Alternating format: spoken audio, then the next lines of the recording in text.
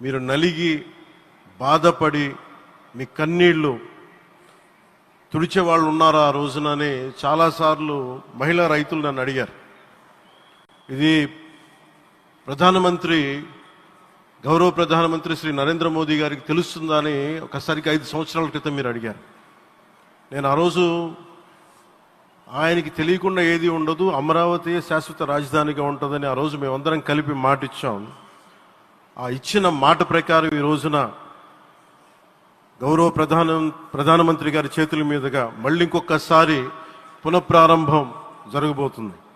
ఇది ఆది శంకరాచార్య 1237వ జయంతి సందర్భంగా తిరిగి అమరావతి పునఃప్రారంభం కావటం చాలా ఆనందాన్ని కలగజేస్తుంది.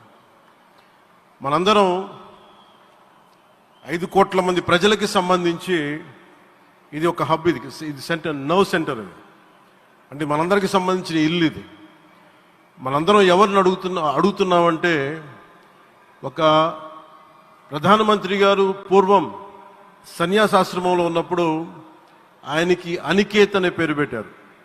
అనికేత్ అంటే అర్థం పరమశివుడు, ఇల్లు లేనివాడని.